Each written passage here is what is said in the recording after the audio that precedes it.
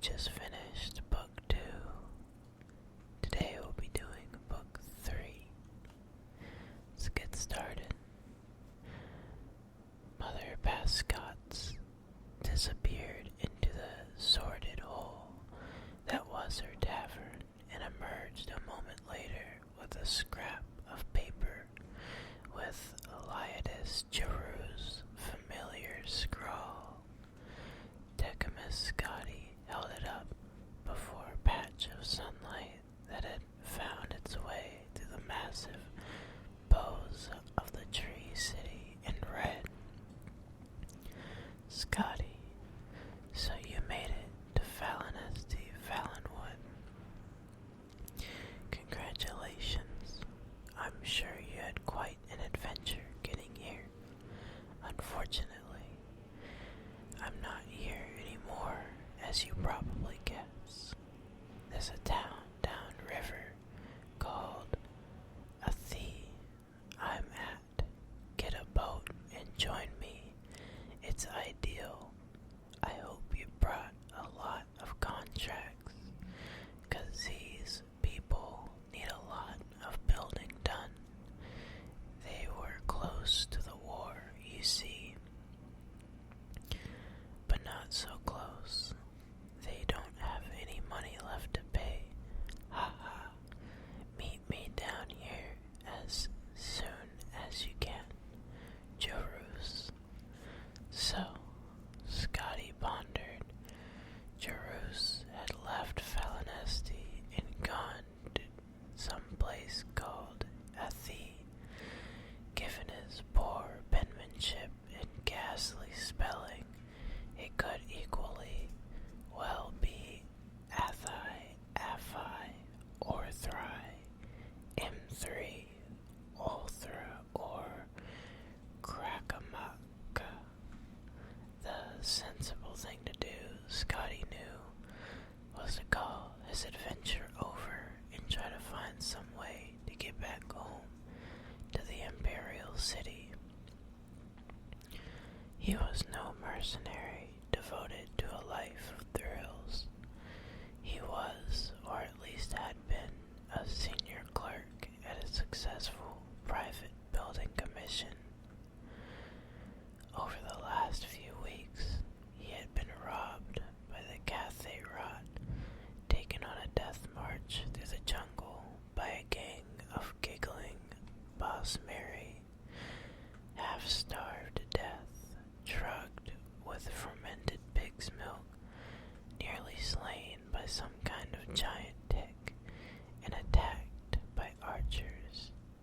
He was filthy, exhausted, and had, he counted, 10 gold pieces to his name. Now the man whose proposal brought him to the depths of misery was not even there. It was both judicious and seemly to abandon the enterprise entirely. And yet, a small but distinct voice in his head told him, you have been chosen. You have no other choice but to see this through. Scotti turned to the stout old woman, Mother Pascott, who had been watching him curiously. I was wondering if you knew of a village that was at the edge of the recent conflict with elsewhere. It's called something like Athai. You must mean Athey, she grinned. My middle lad, Vigil, he manages a dairy down there. Beautiful country, right on the river. Is that where your friend went? Yes, said Scotti. Do you know the fastest way to get there? After a short conversation, an even shorter ride to Falinesti's roots by way of the platforms, and a jog to the river bank, Scotti was negotiating transport with a huge, fair-haired bosmer with a face like a pickled carp. He called himself Captain Belfix, but even Scotti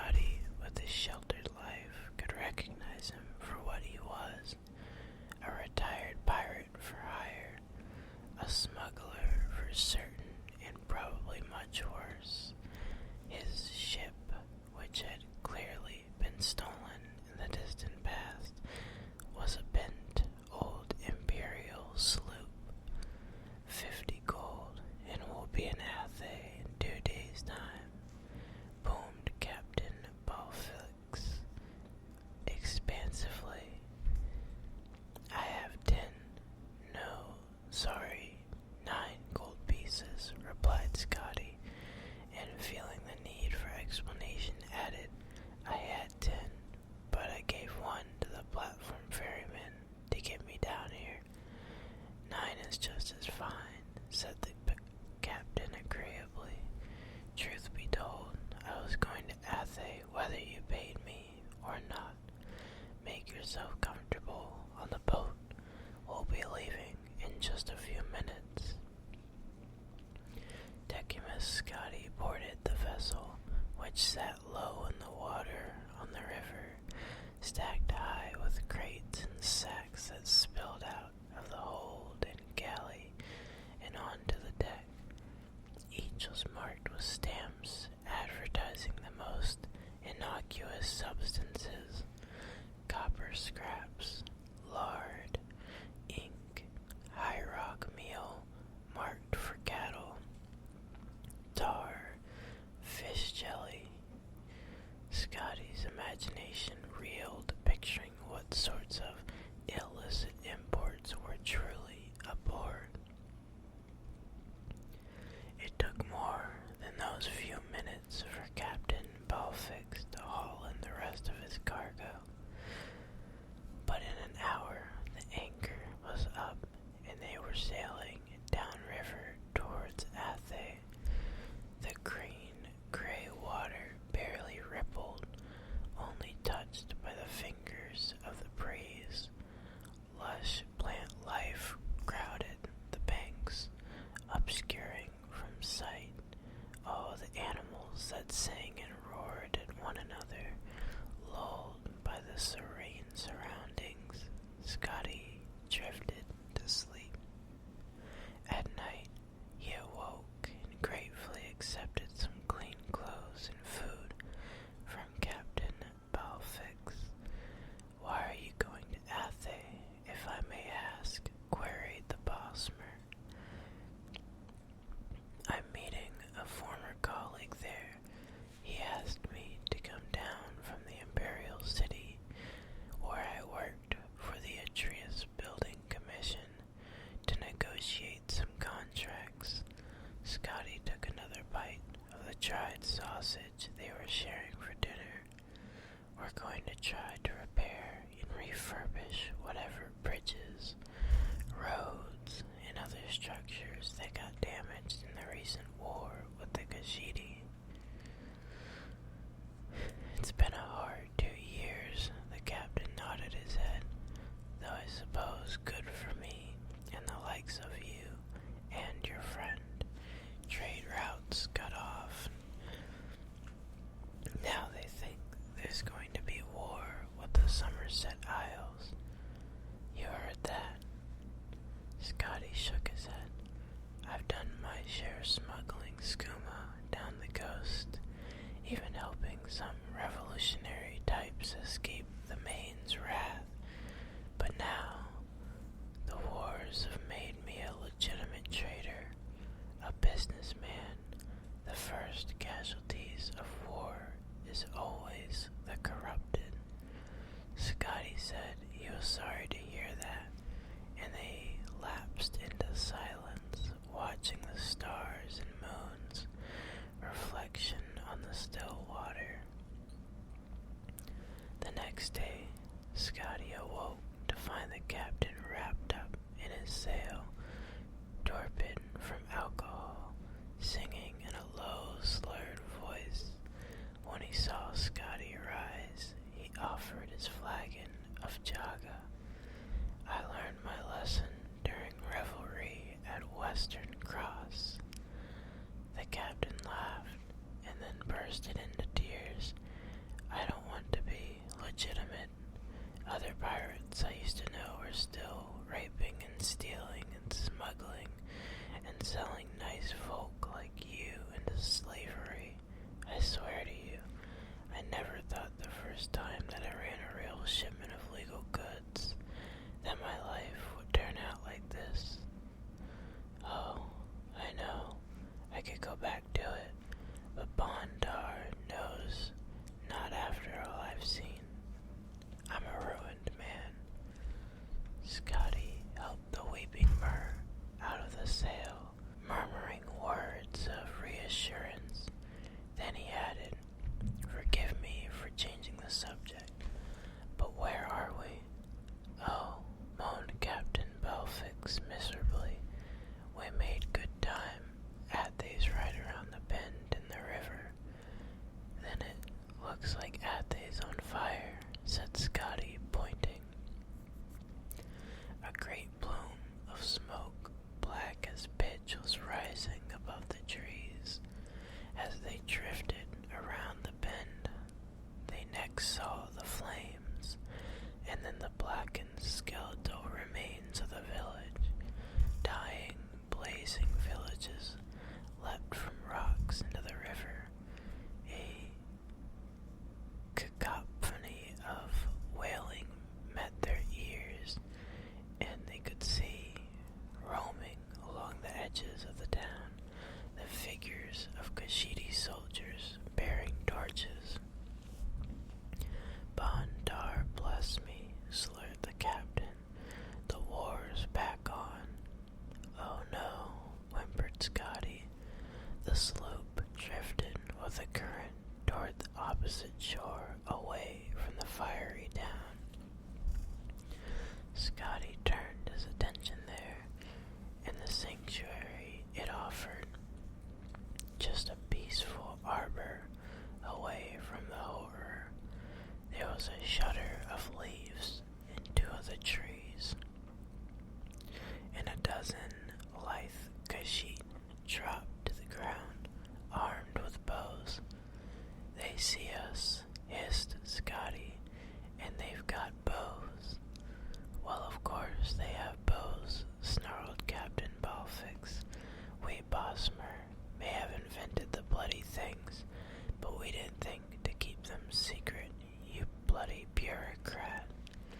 Now, they're setting their arrows on fire. Yes, they do that sometimes. Captain, they're shooting at us. They're shooting at us with flaming arrows." "Ah, so they are," the captain agreed. "The aim here is to avoid being hit." But hit they were, and very shortly thereafter, even worse. The second volley of arrows hit the supply of pitch, which ignited in a tremendous blue blaze.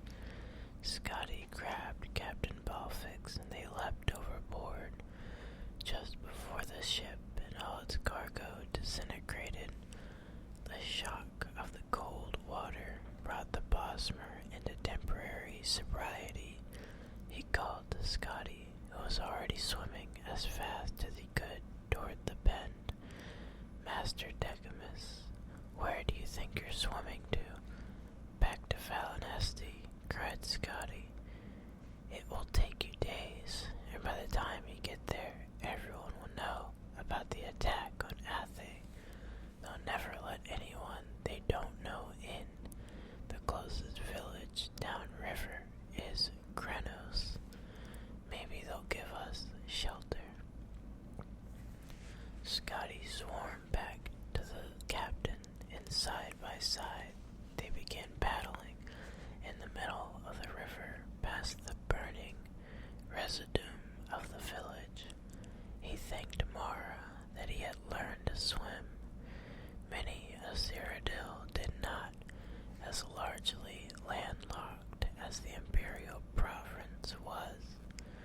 Had he been raised in Murkorup or Artemin, he might have been doomed, but the imperial city itself was encircled by water, and every lad and lass there knew how to cross without a boat, even those who grew up to be clerks and not adventurers. sobriety faded as he grew used to the water's temperature. Even in wintertide, the Silo River was fairly temperate, and after a fashion even comfortable. The Bosmer's strokes were uneven, and he'd stray closer to Scotty, and then further away, pushing ahead, and then falling behind. Scotty looked to the shore to his right. The flames had got the trees like tinder.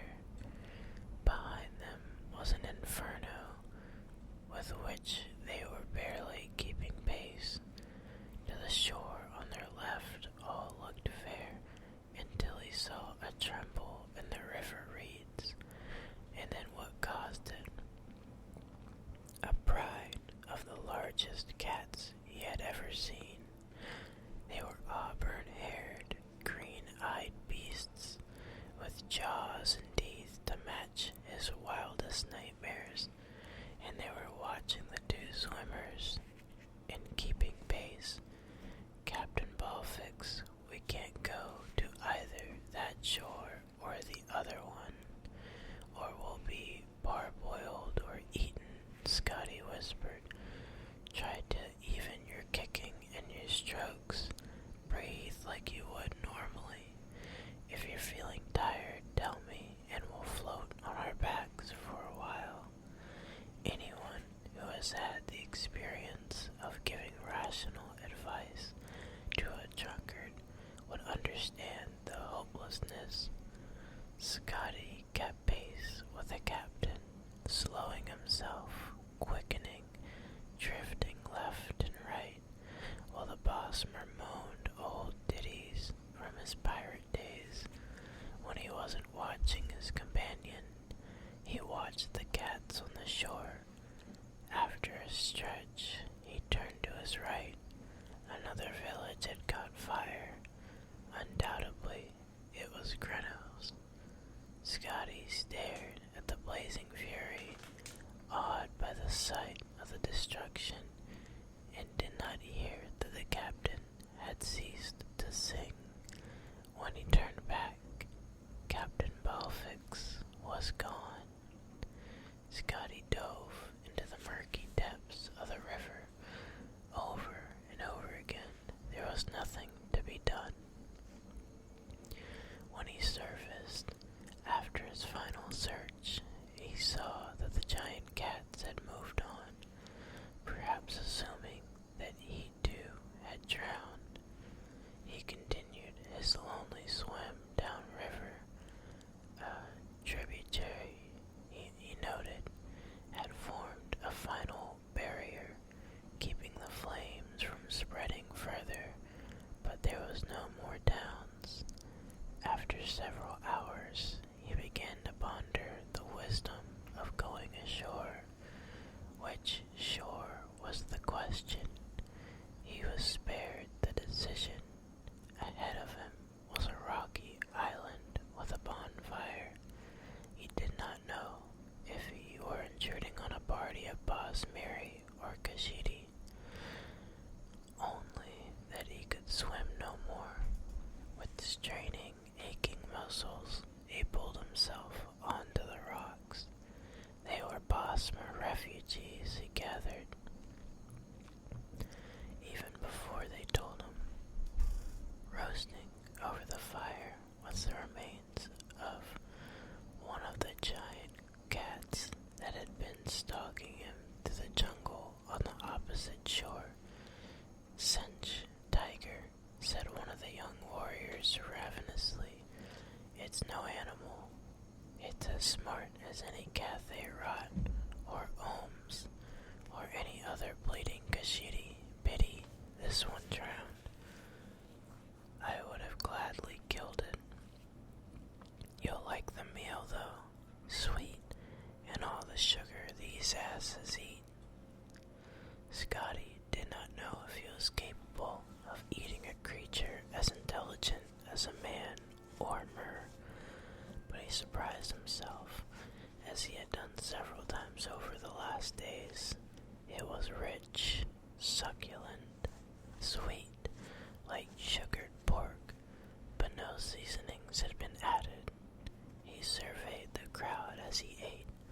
a sad lot, some still weeping for lost family members. They were the survivors of both the villages of Grenos and Athe. And war was on every person's lips. Why had the Kashidi attacked again? Why specifically directed at Scotty as a Cyrodiil? Why was the Emperor not enforcing peace in his provinces? I was to meet another Cyrodiil, he said to the boss mermaiden, who he understood to be from Athe. His name was Lyodis Jurus. I don't suppose you know what might have happened to him. I don't know your friend, but there were many Cyrodiils in Athe when the fire came, said the girl. Some of them, I think, left quickly. They were going to Vindisi, inland in the jungle. I'm going there tomorrow. So are many of us. If you wish, you may come as well. Decimus Scotty nodded solemnly. He made himself as comfortable as he could in the stony ground of the river island, and somehow, after much effort, he fell asleep, but he did not sleep well. And that is the end of Book 3 of A Dance in Fire. Sad to hear that we lost our dear old captain, even though we just met